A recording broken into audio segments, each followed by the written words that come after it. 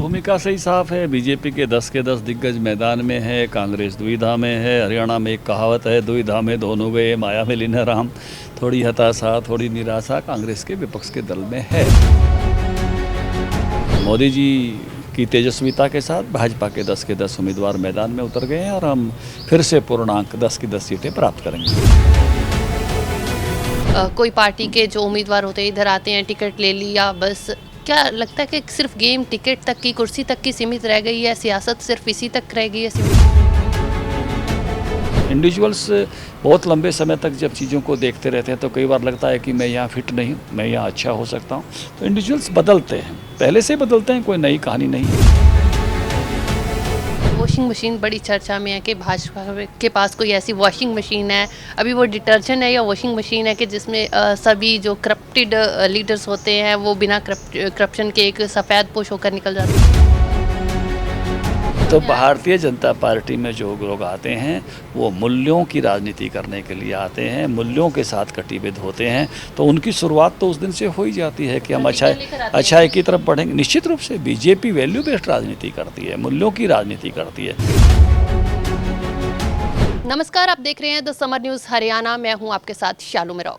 2024 लोकसभा चुनाव का बिगुल बज चुका है, जहां पर भाजपा की ओर से अपने तमाम प्रत्याशी जो है वो चुनाव मैदान में उतार दिए गए हैं, परंतु अभी तक कांग्रेस की ओर से किसी भी प्रत्याशी को जो चुनाव मैदान में नहीं उतारा गया उसका भी इंतजार हो रहा है।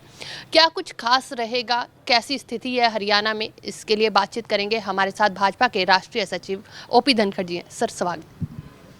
सर क्या चल रहा है हरियाणा का अभी तक सिनेरियो, अगर बात करें तो क्या है? आपकी भूमिका से ही साफ है। बीजेपी के 10 के 10 दिग्गज मैदान में है, कांग्रेस दुविधा में है। हरियाणा में एक कहावत है, दुविधा में दोनों गए, माया में लीन राम। थोड़ी हताशा, थोड़ी निराशा कांग्रेस के विपक्ष के दल में है। और जितना वो डिले करेंगे उनकी, और मुझे लगा कि क्योंकि गुटों में बटी हुई है, केंद्रीय नेतृत्व भी थोड़ा उनका आपको लग रहा है कि किस प्रकार से लो प्रोफाइल में है, तो ऐसी स्थिति है उनके दल की। और मोदी जी की तेजस्विता के साथ भाजपा के 10 के 10 उम्मीदवार मैदान में उतर गए हैं और हम फिर से पूर्णांक 10 की 10 सीटें प्राप्त करेंगे। सर क्या लगता है इस चीज़ का बेनिफिट होगा भाजपा को कि प्रत्याशी उनकी ओर से लेट अनाउंस किए जा रहे हैं, या लॉस होगा? देखिए, निश्चित रूप से फ़ायदा होता है। हमारा प्रत्याशी मैदान में है, कार्यकर्ताओं को मिल रहा है, अपनी बात कह रहा है, जोड़ रहा है, समाज के भिन्न भिन्न वर्गों में जा रहा है। तो वो भी अगर समय से टिकट अनाउंस होती है तो संगठन मंत्री की तरह काम करने लगता है। एक प्रत्याशी भी अधिक से अधिक लोगों को जोड़ने में जुड़ता है। तो निश्चित रूप से इस समय का लाभ होने वाला है और वो लाभ हमको मिल रहा है। सर लंबे समय से आप राजनीति में हैं, क्या राजनीति का सिनेरियो कैसे देखते हैं? अगर मौजूदा समय की बात करें तो हम देख रहे हैं कि इलेक्शंस आते हैं, कोई पार्टी के जो उम्मीदवार होते हैं इधर आते हैं, टिकट ले लिया, बस क्या लगता है कि सिर्फ गेम टिकट तक की, कुर्सी तक की सीमित रह गई है, सियासत सिर्फ इसी तक रह गई है सीमित? देखिए, दो बातें बिल्कुल अलग अलग हैं जिसको आपको समझना पड़ेगा।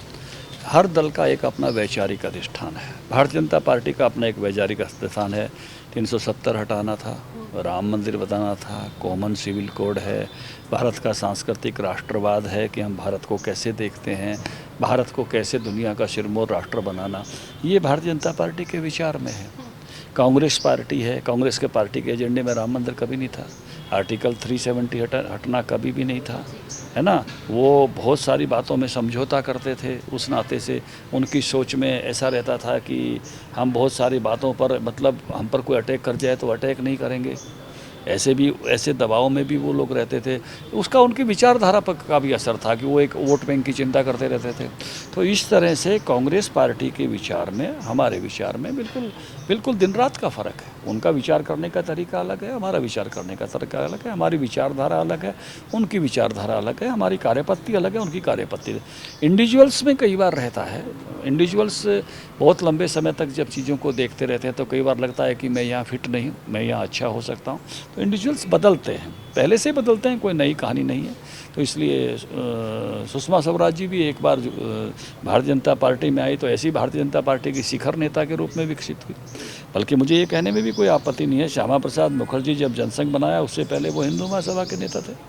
तो इसलिए ये सहज स्वाभाविक लोगों को लगता है कि मैं कहाँ सबसे अच्छे अनुकूल फिट हूँ, उस रास्ते पर आगे बढ़ते हैं। तो बहुत सारे लोग हमारे पास कांग्रेस के भी आए हैं, अन्य दलों से भी आए हैं। तो आपकी एक वॉशिंग मशीन बड़ी चर्चा में है कि भाजपा के पास कोई ऐसी वॉशिंग मशीन है, अभी वो डिटर्जेंट है या वॉशिंग मशीन है कि जिसमें सभी जो करप्टेड लीडर्स होते हैं वो बिना करप्शन के एक सफ़ेद पोश होकर निकल जाते हैं। भारतीय जनता पार्टी की वैल्यू बेस्ड राजनीति है और जो वैल्यूज पर चलने के लिए आता है उसका पहला कदम भी ये है कि अच्छाई की तरफ जा रहा है ना। मान लो कोई आदमी कहीं भी जाता है, किसी धार्मिक स्थान पर जाता है और वहाँ उस दिन वो शपथ लेता है कि भाई मैं आगे से इस प्रकार के व्यसनों से बचूंगा, तो क्या उसकी पहले दिन की शुरुआत नहीं हो गई? कोई आदमी किसी नशे जैसे दुष्चक्कर में फंस जाता है और नशा मुक्ति केंद्र पर जाता है और वहाँ वो शपथ उठाकर कहता है कि मैं आगे से नहीं करूँगा, तो क्या उसकी पहले दिन की शुरुआत नहीं हो गई? तो भारतीय जनता पार्टी में जो लोग आते हैं वो मूल्यों की राजनीति करने के लिए आते हैं, मूल्यों के साथ कटिबद्ध होते हैं, तो उनकी शुरुआत तो उस दिन से हो ही जाती है कि हम अच्छाई की तरफ बढ़ेंगे। निश्चित रूप से बीजेपी वैल्यू बेस्ड राजनीति करती है, मूल्यों की राजनीति करती है। यहाँ व्यक्तिगत पारिवारिक राजनीति नहीं है, यहाँ किसी को समृद्ध बनाने की राजनीति नहीं है, यहाँ देश के लिए काम करने की राजनीति है। अच्छा सर, जैसे आपने भी जिक्र किया कि कांग्रेस से भी आ रहे हैं और अन्य पार्टियों से आ रहे हैं लोग भारतीय जनता पार्टी में। Bharatiya Janata party no doubt बड़ी हो रही है, दिन प्रतिदिन हम देख रहे हैं, परंतु क्या इसका कई जो कार्यकर्ता हैं भाजपा के, उनमें कहीं निराशा नहीं देखने को मिली कि जो हाल ही में कांग्रेस से आया है या किसी और अन्य पार्टी से आया उसको टिकट देकर आप नवाज रहे हो, लेकिन कार्यकर्ता फिर कहीं ना कहीं पीछे रह रहे हैं? देखिए, भारतीय जनता पार्टी एक बड़ी पार्टी है जैसा ये आपने कहा, और अब हर सीट पर हमारे पास 10 टिकट थी तो बहुत सामान्य सी बात है, मिले तो एक ही। जिनको नहीं मिलती है कहीं ना कहीं उनके मनों पर असर आता है, ऐसा नहीं है कि मानव नहीं है, लेकिन बहुत जल्दी भारतीय जनता पार्टी का कार्यकर्ता ऐसा, मैं कहूँगा कि वो कार्यकर्ता है ऐसा ईश्वर पुत्र है कि वो तुरंत अपने को संभालते हुए मैदान में कूद जाता है और पार्टी के लिए काम करता है। वो बहुत जल्दी, उसको ये भी सिखाया जाता है कि कितनी जल्दी उसने अपने आप को संभालना है, कितनी जल्दी अपना इमोशनल मैनेजमेंट करके वो काम में लग जाता है। ये भी भारतीय जनता पार्टी की हमारी ट्रेनिंग का हिस्सा है। मैं आपको बताऊँ, एक बार मैं पश्चिमी उत्तर प्रदेश का प्रभारी था, 400 टिकटार्थी थे, 65 टिकटें मिलनी थी। उसमें गाजियाबाद में एक ट्रेनिंग कैंप मैंने इसी बात का किया था कि आप में से 335 को तो टिकट मिलेगी नहीं, तो तब अपने आप को इमोशनली कैसे मैनेज करोगे? और इस पर बाद में आगे बढ़ते बढ़ते इमोशनल मैनेजमेंट पर मेरी एक सीढ़ी आ गई, और आज आप भी खोल कर देखना, इमोशनल मैनेजमेंट भाई ओम प्रकाश धनखड़, आपको यूट्यूब पर मिल जाएगी। एक ऑडियो है 41 मिनट की। आप आखिरी सवाल, आप मैनिफेस्टो कमेटी के भी मेंबर हैं, तो क्या कुछ खास मैनिफेस्टो में रहने वाला है भाजपा का इस पर?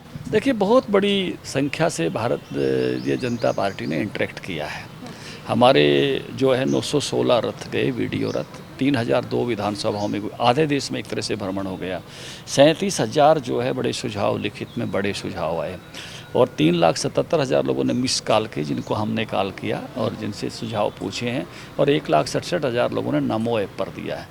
समाज की हर सेक्शन से सुझाव आए हैं। कल हम बैठे थे, बड़ी व्यापक चर्चा हुई, मैराथन बैठक हुई है, और उसमें से उन सुझावों के स्वरूप पर चर्चा हुई है कि वे किसानों के लिए आए, जवानों के लिए आए, शिक्षा क्षेत्र के लिए आए, चिकित्सा क्षेत्र के लिए आए, व्यापारियों के लिए आए, उद्योग के लिए आए, अनुसूचित जाति के लिए आए, जनजाति के लिए आए, ऐसे हर वर्ग के लिए जो है आए हैं, महिला, किसान, युवा, गरीब, उस सबको एक फ्रेम में रखते हुए कल काफ़ी बातचीत हमारी हुई है। अब कल फिर अभी सूचना अभी आई है मुझे कि कल परसों फिर जो है बैठक होने वाली है 4 तारीख को, तो उसमें हम और आगे मंथन करके इस विषय पर आगे बढ़ेंगे। अगर आदरणीय राजनाथ सिंह जी इस कमेटी के अध्यक्ष हैं और उनके नेतृत्व में एक बैठक हो चुकी है, दूसरी बैठक होने वाली है। कब तक मैनिफेस्टो जारी करेंगे? जो ही इस पर चर्चा पूरी हो जाएगी तो उस पर आगे बढ़ेंगे। मुझे लगता नहीं है कि कोई, क्योंकि चुनाव की प्रक्रिया चली हुई है, तो डेट की निर्धारित तो बैठक में ही होगा, लेकिन मुझे बहुत समय नहीं लगता है।